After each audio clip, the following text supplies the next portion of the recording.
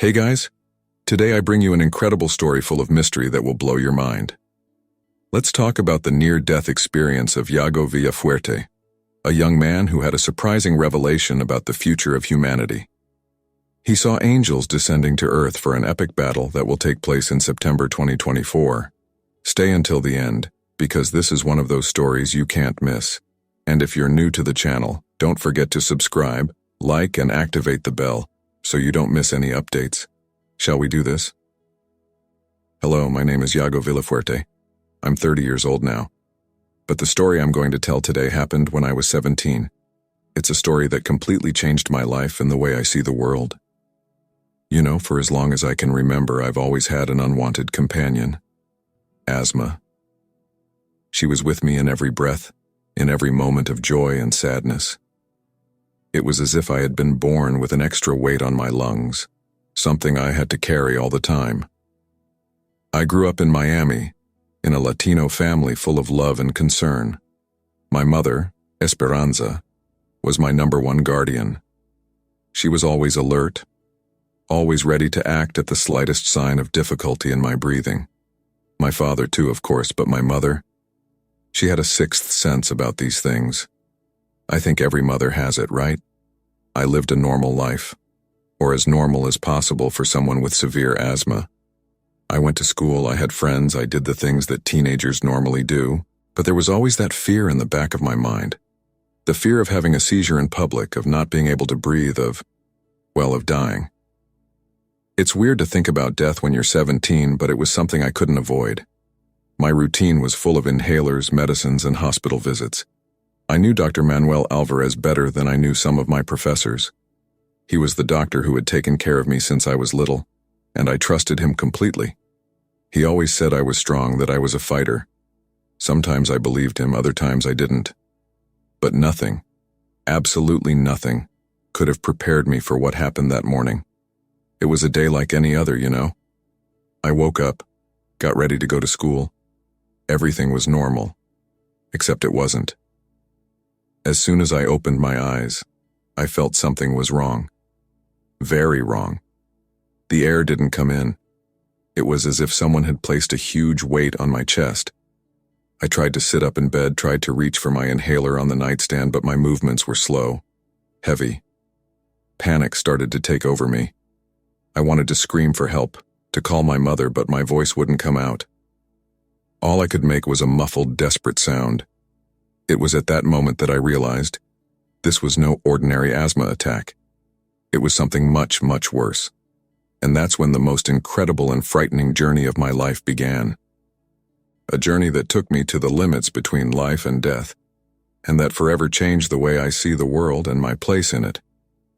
But before I go into the details of this experience, I want you to understand one thing. What I'm about to tell you may seem unbelievable, even impossible, but I can guarantee that every word is true. It's my truth, my experience.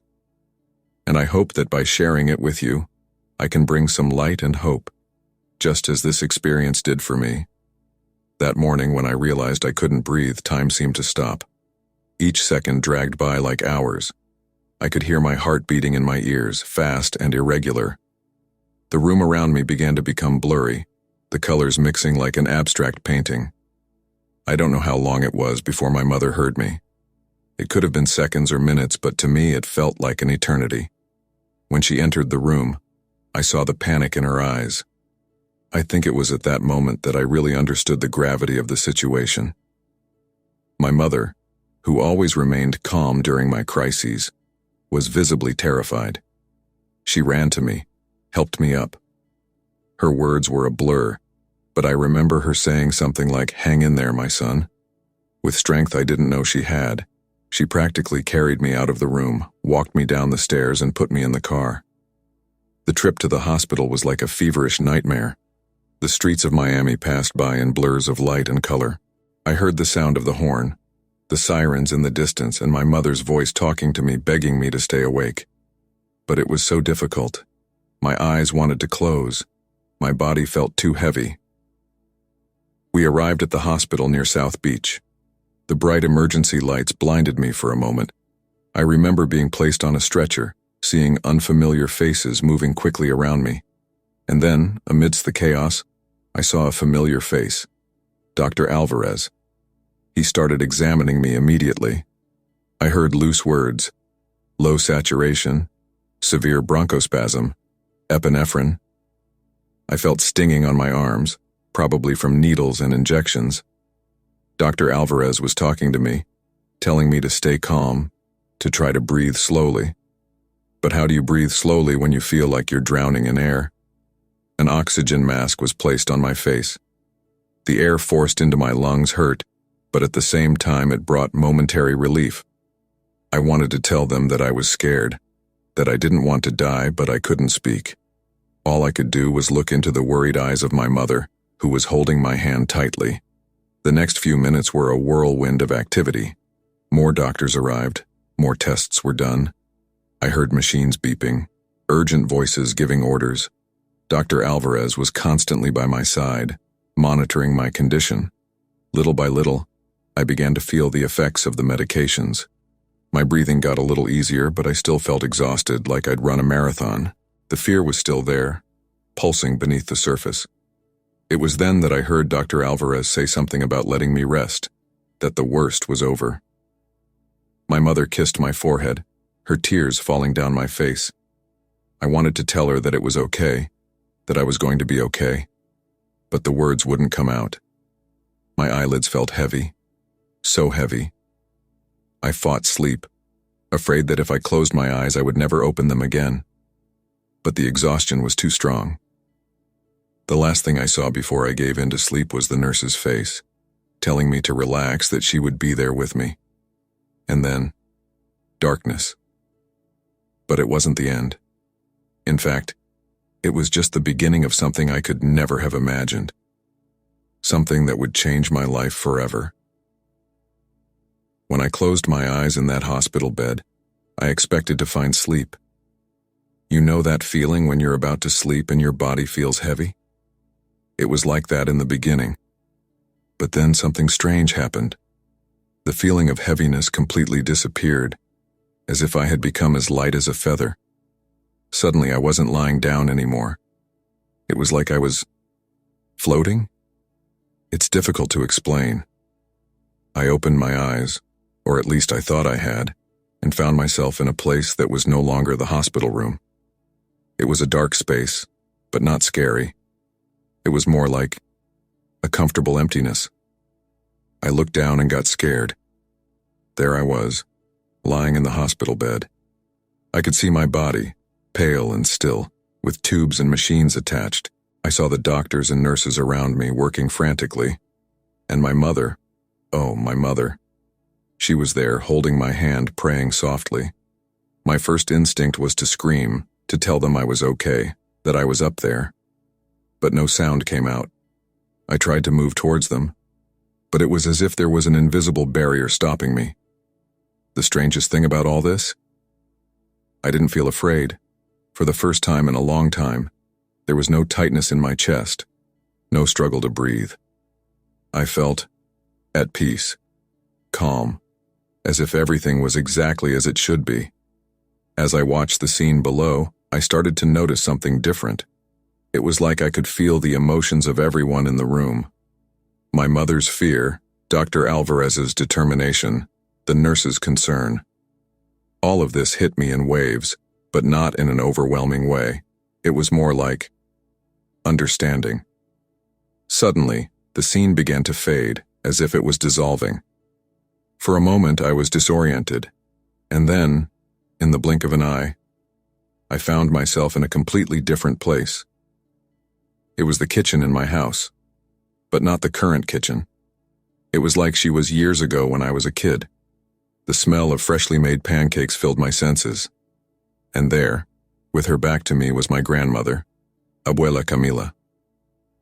My heart skipped a beat. Abuela Camila had passed away when I was 10 years old.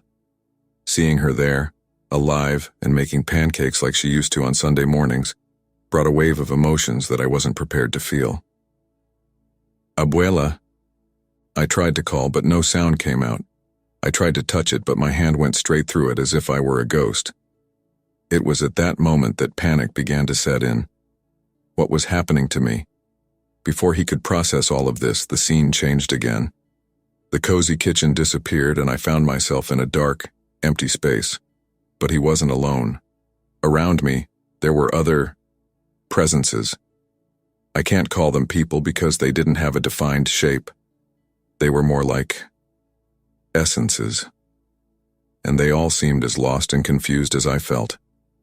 I tried to communicate with them, understand where we were, what was happening, but it was as if we were all isolated in our own bubbles of existence. We could perceive each other but not interact. It was in this moment of confusion and isolation that I noticed something in the distance. It was a point of light, so small and distant that at first I thought it was my imagination. But the more I focused on it, the stronger and brighter it became. Something inside me told me to move towards that light. It wasn't a conscious thought. It was more like a calling, a deep certainty that there was the answer to all my questions. And so, leaving confusion and fear behind, I began my journey toward that light. Little did I know that what awaited me would forever change my understanding of life, death, and everything in between. As I moved toward that light, it was as if the very concept of movement had changed. I wasn't walking or flying in the traditional sense. It was more like being attracted, as if that light were a giant magnet and I was a small piece of metal. As I got closer, the light became more and more intense. But it wasn't blinding or uncomfortable. It was welcoming, warm. Imagine the most comforting hug you have ever received and multiply that feeling by 1,000. That's how I felt surrounded by that light. When I finally reached the light, it was like diving into an ocean of peace and love. Every fear, every worry I've ever had in my life just disappeared. It was as if I had left behind a heavy coat that I didn't even know I was carrying. In that moment, I felt complete, whole, as if all the pieces of the puzzle of my existence had finally fallen into place. I was me, but at the same time, I was much more than that. It was like I could feel a connection to, well, everything. And then, in the midst of all this peace and love, I realized I was not alone. There was a presence there with me.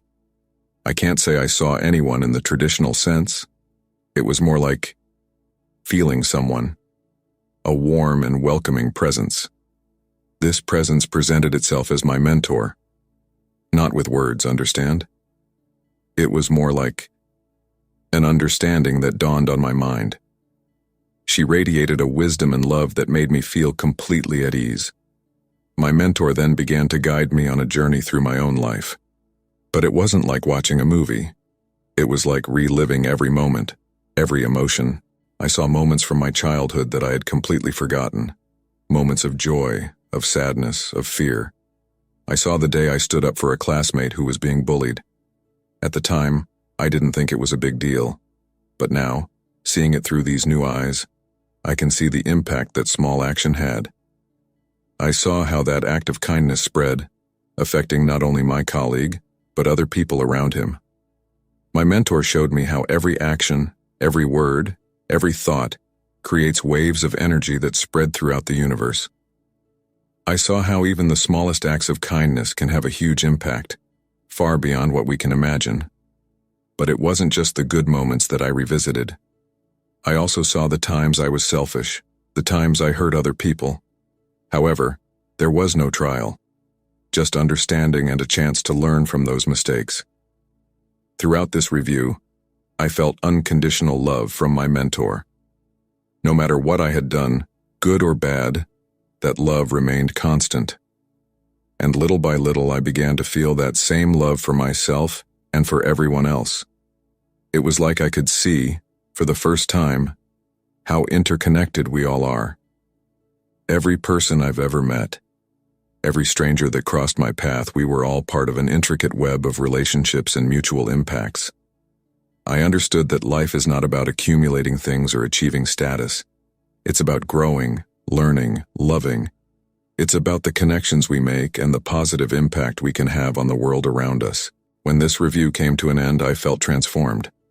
It was as if I had gained a new perspective, a deeper understanding of the purpose of life. But my journey was far from over.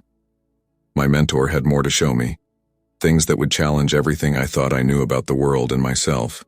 And so, filled with a mixture of gratitude, love, and curiosity, I prepared myself for the next step of this incredible journey. After reviewing my life, I felt as if I had undergone a profound transformation.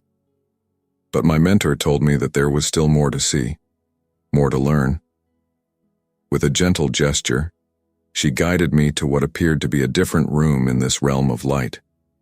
Suddenly, before us appeared something that I can only describe as an enormous screen of pure energy.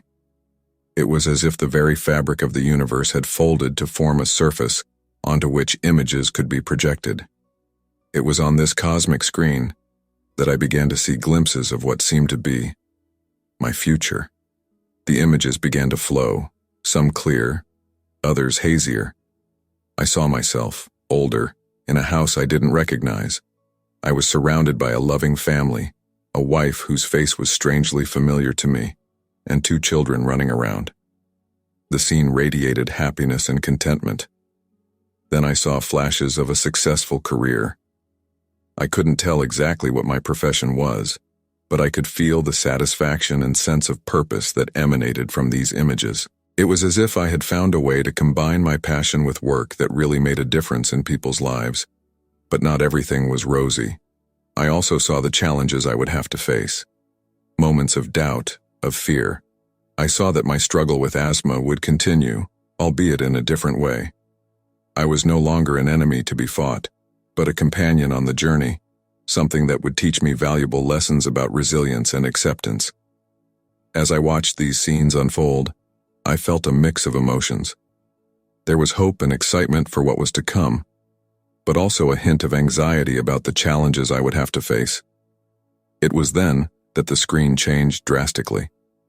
The images of my personal life gave way to something much bigger, something that seemed to affect not only me, but the entire world. I saw scenes from September 2024, and what I saw took my breath away. Before my eyes, I saw an army of luminous beings. I can only describe them as angels, descending from the heavens. Its wings shone with a divine light, so intense that it seemed to pass through the screen itself and reach me. These angelic beings seemed to be preparing for a battle. On the other side, I saw shadows forming, dark creatures that spread across the planet like a dark, threatening mist. The contrast between the light of the angels and the darkness of these creatures was shocking. I began to understand that what I was seeing was nothing less than a cosmic battle between good and evil, about to take place in our world. The angels were there to protect humanity from a dark threat I could barely comprehend. The intensity of this vision was overwhelming. I could feel the weight of what was to come, the crucial importance of this event for the future of Earth. My mentor, noticing my astonishment, gently explained to me that this battle would be a decisive moment for humanity. She told me that people's actions during this time would be crucial. Every choice, every act of kindness or selfishness would have a direct impact on the outcome of this cosmic battle. It was as if the fate of the world was in the hands of each individual. I was stunned by the magnitude of what I was seeing. How could I, an ordinary person who could barely manage his own asthma, have any role in something so grand? But my mentor assured me that each of us has an important role to play, even if we can't immediately see the impact of our actions. When the vision finally dissipated, I felt transformed. It wasn't just Yago, the kid with asthma from Miami, anymore. He was a part of something much larger, a participant in a cosmic drama that would affect the fate of all humanity. At that moment, I understood that I had returned to life for a reason. I had a greater purpose to fulfill, a mission that went beyond my own existence. And although the magnitude of this responsibility was daunting, I also felt a determination rising within me. I looked at my mentor, full of questions, eager to understand more about what I had just seen and what it meant for me and the world. After the overwhelming vision of the future, I felt overwhelmed with emotions and questions. My mentor, noticing my confusion, guided me to what appeared to be a serene and peaceful garden. It was not a physical garden as we know it, but a space of pure energy that conveyed the same feeling of peace and harmony that an earthly garden would provide. It was in this place of serenity that my mentor began to explain to me more about what I had seen and experienced. His voice, which wasn't really a voice but a form of direct mind-to-mind communication, was soft and comforting. "Iago," she began, "what you have seen is but a fraction of the grand plan of the universe. The battle you have witnessed is a physical manifestation of a spiritual conflict that is always ongoing, the struggle between light and dark, between love and fear." She explained that the angels I had seen were not exactly like the winged figures depicted in religious art, but rather manifestations of positive, loving energies that exist in the universe. Likewise, dark creatures represented fears, doubts, and negativity that can consume people and the world. "But why me?" I asked, still unable to fully understand my role in all of this. My mentor smiled, or at least that was the feeling I got. "Iago, each soul has a unique role to play on the grand tapestry of existence. Your struggle with asthma, your life experiences, have all prepared you for this moment. You have a special sensitivity, a capacity for empathy that will be crucial in our times to come." She then explained to me that my near-death experience was not an accident, but an opportunity for me to gain a broader perspective on life and my purpose. "You will return with knowledge that few possess," she said, "but with that knowledge comes great responsibility." My mentor then went on to teach me about the nature of reality, about how our thoughts and actions shape not just our lives but the very fabric of the universe. I learned that every act of kindness, every positive thought, strengthens the forces of light, while every selfish action or negative thought strengthens the dark. "The battle you saw," she explained, "will not be fought with swords or guns but with choices. Every decision people make in the coming years will have a profound impact on the final outcome." I was amazed at the magnitude of what I was learning. It was as if the curtains of the universe had been pulled back, revealing the hidden mechanisms of existence. My mentor continued, "Remember, Iago, the future you saw is not written in stone. It is a potential, a possibility. People's actions, including yours, can change the course of events." She taught me about the importance of balance, about how light and dark are necessary parts of existence. Without challenges, there would be no growth, she said. His asthma, for example, although difficult, taught him compassion and resilience. I learned about the interconnectedness of all things, about how every thought and action creates ripples that spread throughout the universe. I understood that there are no insignificant actions. Every gesture of kindness, no matter how small, has the potential to create profound change. "Your role, Iago," my mentor explained, "will be that of a beacon. You will return with knowledge that few possess, and your task will be to share that light with others, not through grand speeches or dramatic actions, but through small acts of kindness, of understanding, of love." As I absorbed these teachings, I felt a profound shift within me. It wasn't just Iago, the kid with asthma from Miami, anymore. It was an integral part of the universe, with a unique and important role to play. I looked at my mentor, filled with gratitude and a new sense of purpose. "I'm ready," I said, though not in words. "I'm ready to come back and make a difference." My mentor smiled again, radiating love and approval. "Remember, Iago," she said, "you are never alone. Even when you return, even when the memories of this experience begin to fade, we will always be with you, guiding and supporting." With these words, I felt that my time in this realm of light was coming to an end. But before I left, I had one last lesson to learn, one that would forever change the way I viewed life and death. As I absorbed my mentor's teachings, I felt a subtle change in the environment around me. The light, which until then seemed to come from all directions, began to gather at a point in front of me, forming what I can only describe as a luminous portal. My mentor, with her comforting presence, turned to me. There were no words, but I understood perfectly what was happening. It was time to make a choice. "Iago," she communicated, not with words, but with a pure form of thought. You are now faced with a crucial decision. This portal represents the continuation of your spiritual journey. If you choose to pass through it, you will leave behind your earthly life and will continue its evolution on other planes of existence. I was stunned by the magnitude of this choice. On one hand, the peace and love I felt in this place was indescribable. The idea of leaving all the suffering and limitations of physical life behind was tempting. Here there was no asthma, there was no fear, there was no pain. But then, as if responding to my thoughts, my mentor showed me another vision. I saw my parents in the hospital, especially my mother, Esperanza. The pain in his eyes was palpable. I saw friends, family, all suffering with the possibility of my departure. Remember, my mentor continued, that every life is precious. Every experience is an opportunity for growth. If you choose to return, you will face challenges, but you will also have the chance to make a difference, to be that beacon of light that the world needs it so much. At that moment, I remembered the vision of the future, the cosmic battle that was to come. I understood that my choice would not only affect me and my loved ones, but could have an impact on the very balance between light and dark in the world. It was then that I realized this was not just a choice between life and death, but a choice between personal comfort and collective responsibility.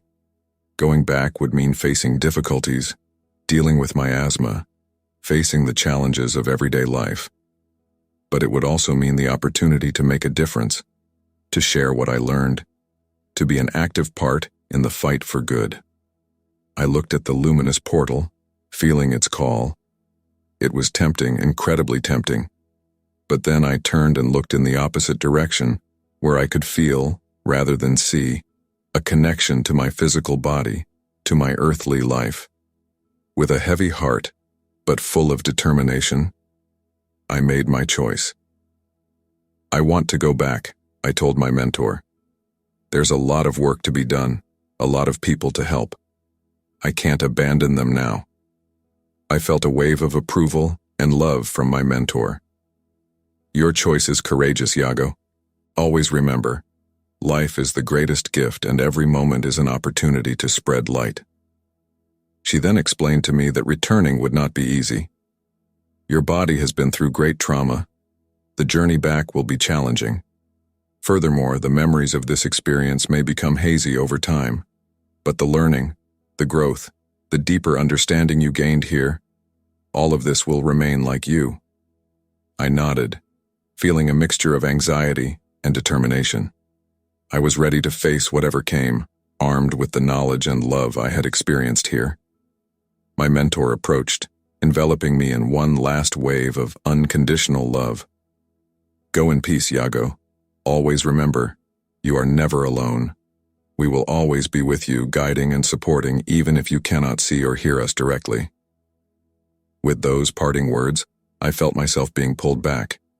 It was like swimming against a strong current, each movement requiring immense effort. The light began to fade and I felt myself slipping back into darkness. But this time, the darkness didn't scare me. I knew I was coming back to fulfill a greater purpose. And so, with determination and love in my heart, I allowed myself to be taken back to my earthly life, ready to face the challenges that awaited me and to be the light that the world needed. The process of returning to my body was an experience that defies description. It was like I was swimming through layers and layers of reality, each one denser and heavier than the last. The light that once completely enveloped me gradually dimmed until I found myself plunged into total darkness. For a moment I felt panic. Where was I? What was happening? But then, I remembered my mentor's words. You are never alone. I clung to that thought like it was a lifebuoy in a stormy sea. Suddenly I started feeling again. It was not the light, ethereal feeling that I had experienced in the light realm, but rather physical sensations, intense and, to be honest, quite uncomfortable. I felt pain, a sharp pain in my chest that immediately reminded me of my struggle with asthma.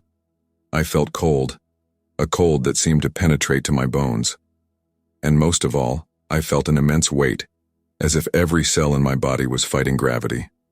Slowly, very slowly, I began to hear sounds around me. At first it was just indistinct noises, as if I were submerged in water. But little by little, the sounds became clearer. I heard the rhythmic beeping of machines, the low murmur of voices, the soft sound of footsteps on the linoleum floor. I tried to open my eyes, but my eyelids felt too heavy. I tried to move my fingers, my arms, anything, but my body wouldn't respond to my commands. It was then that I heard a voice, clear and familiar. Yago, mijo, can you hear me? It was my mother's voice, Esperanza. There was so much love, so much concern in his voice that I felt my heart sink. I wanted so badly to respond, to tell her that I was okay, that I was back, but I couldn't make my body obey. I heard another voice, this time deeper and more professional. I recognized it as Dr. Alvarez's voice. Ms. Villafuerte, I see signs of increased brain activity. I believe your son is beginning to wake up. It may take some time, but that is a good sign. As I struggled to regain control of my body, flashbacks of my experience began to flash through my mind. The light, my mentor, the lessons I learned, the vision of the future. Everything seemed so vivid and at the same time so distant, like a dream you've just woken up from and are desperately trying to remember before it slips away completely. I don't know how long I stayed in this state of semi-consciousness. It could have been minutes, hours, or even days. Time seemed to have no meaning. But slowly, very slowly, I began to feel like I was regaining control of my body. First, I was able to move my fingers slightly. Then I felt my lips moving, although no sound came out. And finally, after what seemed like an eternity, I managed to open my eyes. The light in the hospital room momentarily blinded me. I blinked several times trying to focus my vision. And then, I saw my mother's face. Her eyes were red and swollen from crying, but there was a radiant smile on her face. "Yago," she exclaimed, taking my hand. "Oh, thank God, you're back." I tried to speak, but my throat was dry and sore. I only managed to make a hoarse sound. Dr. Alvarez, who was on the other side of the bed, quickly offered me a glass of water with a straw. After taking a few sips, I was finally able to speak. My voice was weak and hoarse, but the words were clear. "Mom, I came back. I chose to come back." I saw confusion in her eyes, but also relief and infinite love. Dr. Alvarez began asking questions, checking my vitals, but it all seemed distant and unimportant. In that moment, lying in that hospital bed, weak and sore but alive, I knew my true journey was just beginning. I had returned with a purpose, with precious knowledge, and I was determined to fulfill the mission entrusted to me. I looked out the bedroom window and saw the blue sky of Miami. The world seemed the same, but I knew it had changed profoundly, and he was ready to face whatever came, armed with the love and wisdom he had experienced on the other side. The days following my awakening in the hospital were a roller coaster of emotions and challenges. Physically, my body was exhausted. The doctors explained that I had been through a traumatic experience and that recovery would take time. My asthma, although still present, seemed to be under control thanks to the intensive care I received. But the real challenge wasn't physical, it was mental and emotional. How could I explain to others what I had experienced? How can I convey the depth and importance of what I learned on the other side? And most importantly, how can I incorporate this knowledge into my everyday life? In the early days, I was eager to share my experience with everyone. I spoke to my parents, to Dr. Alvarez, to the nurses. I told you about the light, about my mentor, about the lessons I learned. Some people listened with fascination, others with skepticism. Dr. Alvarez, in particular, seemed very interested, asking detailed questions and taking notes. My mother, Esperanza, listened to everything with a mixture of wonder and concern. "Piss," she told me one day, holding my hand. "It doesn't matter what you've seen or experienced. The important thing is that you're here with us now." As the days went by, I began to realize that not everyone was ready or willing to hear about my experience. Some friends who came to visit seemed uncomfortable when I brought it up. Others tried to change the subject, talking about school or what I had missed while I was in the hospital. Gradually, I learned to measure what I shared and who I shared it with. I realized that the real lesson was not in telling everyone about my experience, but in living by what I learned. Readapting to normal life was a challenge in itself. Things that had once seemed so important, school grades, fashionable clothes, small arguments, now seemed trivial in light of what I had experienced. At the same time, things I used to ignore, the smile of a stranger, the song of birds in the morning, the kindness of a gesture, took on new meaning. My relationship with my asthma has also changed. Before, I saw her as an enemy, something to be fought and hated. Now, although it was still a challenge, I saw it as part of my journey, something that taught me compassion and resilience. One of the biggest changes was in how I interacted with people. I remembered what my mentor had taught me about the interconnectedness of all things. I started practicing more empathy, trying to see beyond appearances and understand the internal struggles each person was facing. At school, I noticed that I was more patient with my classmates, more willing to help those who were having difficulties. I began to get involved in volunteer work, feeling that each small act of kindness was a way of honoring what I had learned. However, not everything was easy. There were days when I felt overwhelmed by the responsibility of the knowledge I carried. The vision of the future, the cosmic battle that was to come, weighed on my mind. How could I, an ordinary teenager, make a difference in the face of something so huge? It was during one of these bouts of doubt that I remembered my mentor's words. Every act of kindness, no matter how small, strengthens the forces of light. I then realized that my task was not to save the world alone, but to be a light in my own circle of influence, inspiring others to do the same. As the months passed, I noticed that some details of my experience were beginning to become hazy. It was like trying to remember a dream. The emotions and lessons remained vivid, but specific details began to slip out. This scared me at first, but then I realized that what was important was not the exact details, but how I applied what I had learned to my daily life. I started keeping a journal, not just to record my experience, but to document my journey of growth and transformation.